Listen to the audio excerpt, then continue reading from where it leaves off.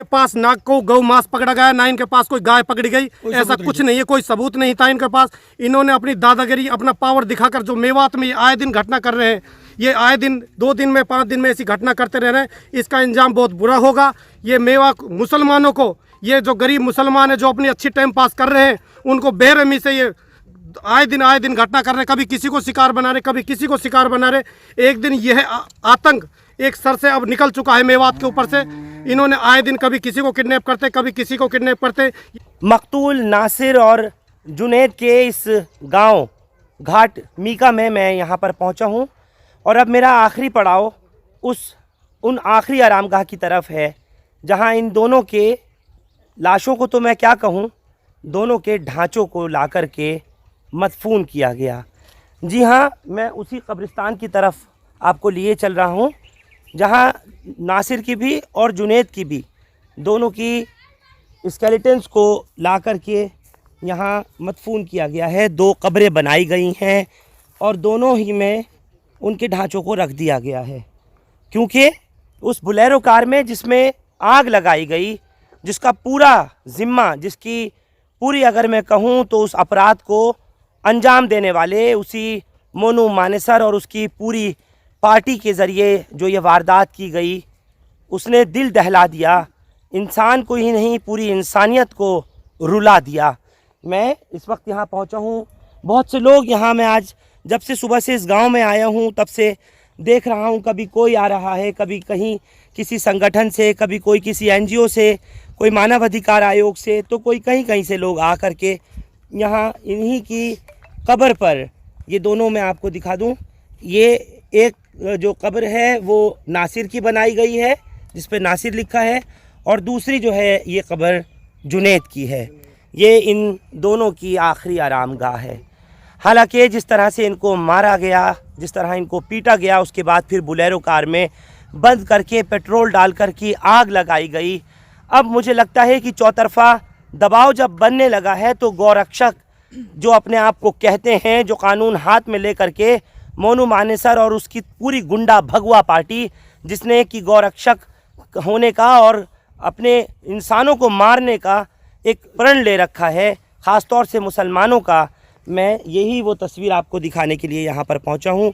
लोग यहाँ आ रहे हैं, लोग फातिहा पढ़ रहे हैं, इनको याद कर रहे हैं। इनके गांव के भी लोग हैं, इनके मिलने जुलने वाले रिश्तेदार भी हैं, गैर भी हैं, और न सिर्फ राजस्थान से, न सिर्फ दिल्ली से, बल्कि अलग अलग स्टेट्स से, अलग अलग जगहों से, अलग अलग मकामात से लोग यहाँ आकर के इनके इस आखिरी आरामगाह में आकर फातिहा पढ़ रहे हैं जहाँ इनको मदफून किया गया है। हालांकि होता तो यही है कि जब कोई इस दुनिया से रुखसत होता है तो उसके पूरे रीति रिवाज के साथ में, अदब और एहतराम के साथ में उसकी आखिरी रसूमात अदा कराई जाती हैं। उसका बाकायदा कोई किसी का इंतकाल होता है तो उसका गुस्ल कराया जाता है, कफन दफन होता है। लेकिन इन दोनों जुनैद को और नासिर को नसीब नहीं हुआ कि इनको किसी तरीके का, इनके इंतकाल के बाद में इनको गुस्ल कराया जाता, इनको कफनाया जाता और उसके बाद फिर इनकी आखिरी रसूमात अदा कराई जाती। लेकिन कार के अंदर से मिले कंकाल ने तो लोगों को, सबको स्तब्ध कर दिया। सोचिए इनके घर वालों का क्या हाल होगा, क्या कैफियत होगी। पहले मैंने आपको नासिर के घर से दिखाई थी वो तस्वीरें, उसके बाद फिर मैंने आपको जुनैद के घर से दिखाया, कैसे उसके छोटे छोटे मासूम बच्चे हैं। नासिर की शादी को हालांकि 14-15 साल हो चुके, लेकिन कोई औलाद नहीं थी। दूसरी तरफ जुनैद के हमने देखा कि उसके 6 बच्चे मासूम, छोटी छोटी बेटे बेटियां, और साथ ही 6 बच्चे उसके भाई के, जो कि मेंटली वीक है, जो बताया गया कि वो मेंटली रिटायर्ड है। उसके बच्चों की भी जिम्मेदारी जुनैद पर ही थी, और उसी छोटी सी दुकान को से वो पूरा पालन पोषण अपने भी बच्चों का और अपने भतीजों का और अपने भतीजियों का कर रहा था। इतना बड़ा एक जिम्मेदारी उठाने वाला शख्स इस तरह से मार दिया जाता है, ब्रूटल कत्ल कर दिया जाता है।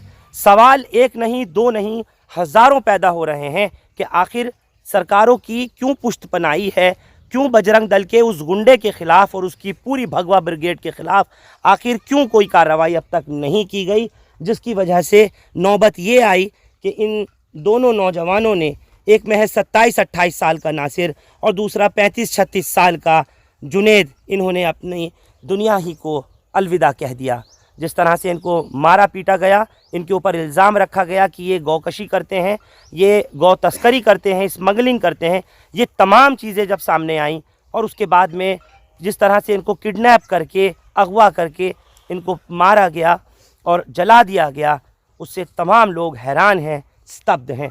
यहाँ बहुत से लोग हैं जो इनकी कब्र पर फातिहा वगैरह पढ़ने आए हैं। क्या नाम है आपका और कहाँ से आए हैं? थोड़ा आप इस तरफ आके बताएं मुझे। मैं यहीं से ही हूँ जी, 8-10 किलोमीटर मेरा गांव है और यहाँ पे हम सूरह फातिहा पढ़ रहे हैं जी। मोहम्मद अफजल मेरा नाम है।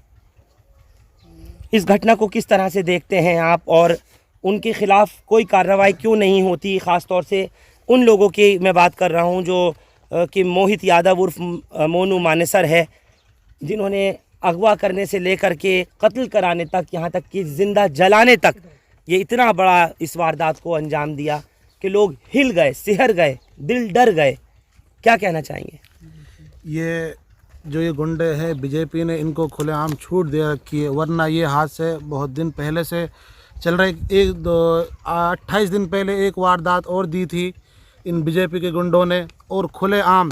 और जब उन गुंडे ये फिरोजपुर में उन लाश को, उन बंदों को लेकर आए, जुनैद और नासिर को, तो पुलिस वालों ने 1% भी उन पे कार्रवाई नहीं की। कहा कि ये तो राजस्थान के बंदे हैं, इनको राजस्थान लेकर जाइए।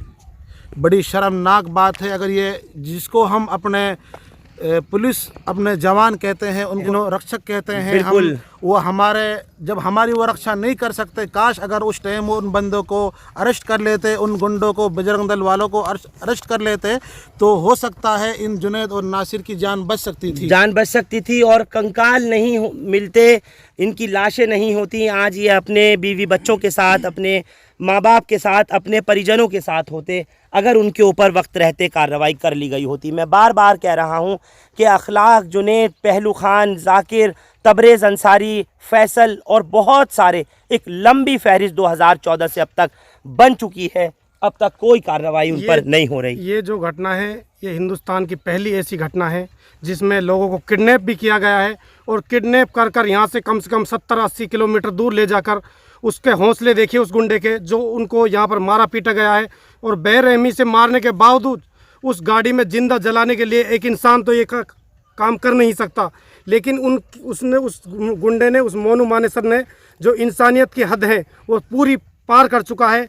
और इसमें हम प्रशासन का भी सहयोग मानते हैं उन गुंडों का, क्योंकि जब उन लोगों को थाना ले जाया गया और थाना ले जाकर पुलिस के सामने उनको कहते हैं कि इनको आप किडनैप करो, हम ये गुंडे लेके आए हैं, और पुलिस वहाँ से मना कर देती है कि इनकी हालत ज़्यादा सीरियस है, हम इनको नहीं ले सकते।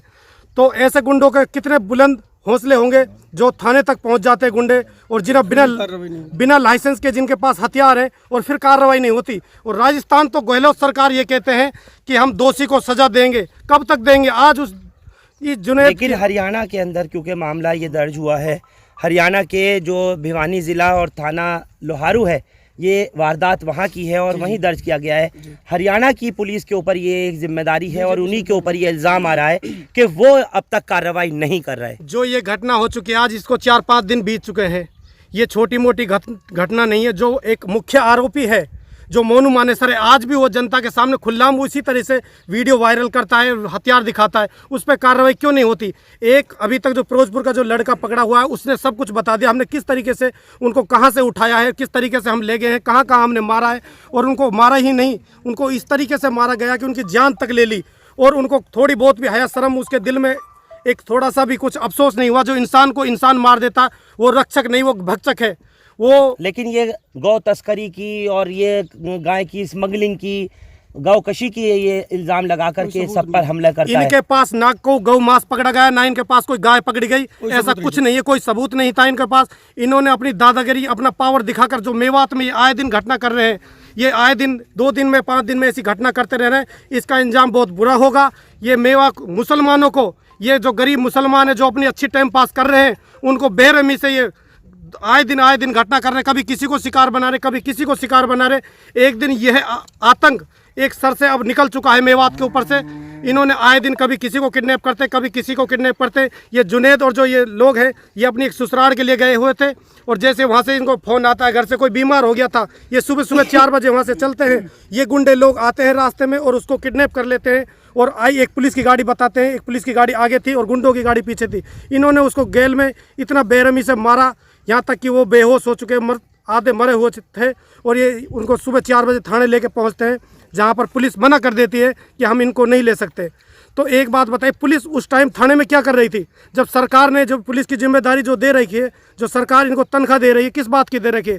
अगर उसमें थानेदार, कोतवाल, IPS जितने भी अधिकारी, सबसे कहना चाहता हूँ, जब तुम्हारे बस की नहीं है तो आपकी वर्दी आपको उतार देनी चाहिए। अच्छा, उसके बाद जब ये थाने में लेके गए अधमरी हालत में जुनैद को भी और नासिर को भी, पुलिस ने मना कर दिया कि अब हमारे बस का नहीं है। तो उसके बाद फिर इन्होंने गाड़ी में डाला और उसमें फिर सीट बेल्ट बांध के पेट्रोल डाल के आग लगाई, पेट्रोल ऐसा बताया गया है। डाल के इन्होंने जंगल में आग इसलिए लगाई ताकि हमारे ऊपर कोई नाम नहीं आए इनका, और ये यहीं रफा दफा केस हो जाएगा। लेकिन ये मेवात में आकर आए दिन गुंडागर्दी कर रहे हैं। एक मेवात हमारी भोली भाली मेवात है, शरीफ लोग हैं यहाँ अपने, यहाँ गाय भी पालते हैं, भैंस भी पालते हैं, बकरियाँ भी पालते हैं। जो हम गाय यहाँ पर पालते हैं मेवात में, अपना दूध बेचने के लिए, गरीब अपने छोटे छोटे बच्चों को लालन पालन करने के लिए, जीवन पालने के लिए हम अपनी गाय पालते हैं। मैं जुनैद और नासिर के जैसे हमें पता चला, मैं गुड़गांव मानेसर में रहता हूँ, वहाँ मैंने देखा कि हमारे 2 भाइयों को जिंदा जला दिया गया है।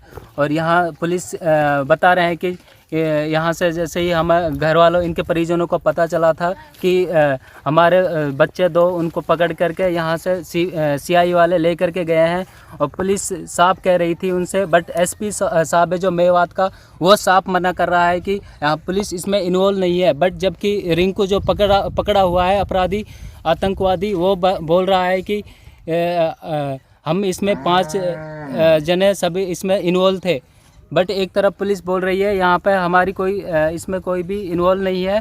मैं आपके चैनल से ये कहना चाहता हूँ कि अब तक इसमें 4 दिन हो चुके हैं, लेकिन अभी तक कोई सरकार ने, पुलिस ने कोई एक्शन नहीं लिया है। जबकि अभी और जगह हिंदुओं में जैसे दूसरी उस कम्युनिटीज़ में ये हादसा हो जाता है तो तुरंत उसके 2 घंटे बाद ही अरेस्ट कर लिया जाता है। बट यहाँ पर अभी 4 दिन हो गए हैं, परिजनों का रो रो करके बुरा हाल है। पूरी मेवात इससे में सदमे में है। अभी तक इसका कोई भी सॉल्यूशन नहीं हुआ है। यहाँ के जो स्थानीय लोकल नेता है वो तो यहाँ इस बात को दबा करके निकल गए हैं और इस पर कोई अभी स्ट्रॉन्ग एक्शन नहीं लिया गया है। मैं आपके चैनल से सरकार से और प्रधानमंत्री मोदी जी से और गृह मंत्री अमित शाह जी से ये रिक्वेस्ट करना चाहता हूँ, जितने भी जल्दी ये खुले ये अपराधी घूम रहे हैं, इनको जल्द से जल्द अरेस्ट किया जाए, उनके खिलाफ सख्त से सख्त कार्रवाई की जाए और हम तो ये कहते हैं कि उनको फांसी की सज़ा जल्द से जल्द हो। बहरहाल इस कब्रिस्तान में जहाँ ये दोनों इनके कंकालों को ला कर के मदफून किया गया है, मिन्हा खलकनाकुम वफ़ीहा नुईदुकुम व मिन्हा नुखरिजुकुम तारतन उखरा, उसी मिट्टी से पैदा किए गए, उसी मिट्टी में मिलाए गए और उसी से उठाए जाएंगे। इन दोनों के, जुनैद की और ये नासिर की जो कब्र हैं, ये मैं आपको दिखा रहा हूँ इसी कब्रिस्तान से, जो आप लोग अपने स्क्रीन पर राजस्थान के भरतपुर के इस गांव से देख रहे हैं। लोग, बच्चे, बड़े, बूढ़े, जवान, सभी गांव के दूर से, आसपास से, दूसरे राज्यों से लोग आ रहे हैं और आकर के इनके इस जगह पर फातिहा पढ़ रहे हैं। लोग बद्दुआ कर रहे हैं उनके ख़िलाफ़, जिन्होंने इन दोनों के परिवारों को इनसे छीन लिया, उन मासूम बच्चों को यतीम कर दिया, माँओं के लाल छीन लिए, बहन भाइयों से उनके भाइयों को दूर कर दिया। बेहद अफसोस और दुख की बात है। अब देखना ये होगा कि हरियाणा पुलिस कब अपने पूरी तरीके से एक्शन में आती है और कब मोनू मानेसर और उसकी पूरी टोली के ख़िलाफ़ कार्रवाई की जाती है और ऐसी कार्रवाई हो नज़ीरी कि वो आइंदा से एक बार नहीं 1000 मरतबा सोचे अगर उसने किसी एक के साथ भी इस तरीके की वारदात को अंजाम दिया। आप लोग हमारे साथ इस खास खबर पर जुड़े, आप सबका बहुत शुक्रिया। हिंदुस्तान लाइव फरहान याहिया यूट्यूब पर सब्सक्राइब कर सकते हैं और क्लिक कर सकते हैं बेल आइकन हमारी खबर की पहली नोटिफिकेशन के लिए। फेसबुक पर हमारा page Hindustan live Farhan Yahya follow और लाइक कर सकते हैं। भरतपुर राजस्थान से मुझे दीजिए इजाज़त। इस खबर पर आप लोग हमारे साथ जुड़े रहिएगा, फिर से आप लोगों को नई अपडेट के साथ हाजिर होंगे। Thank you for now.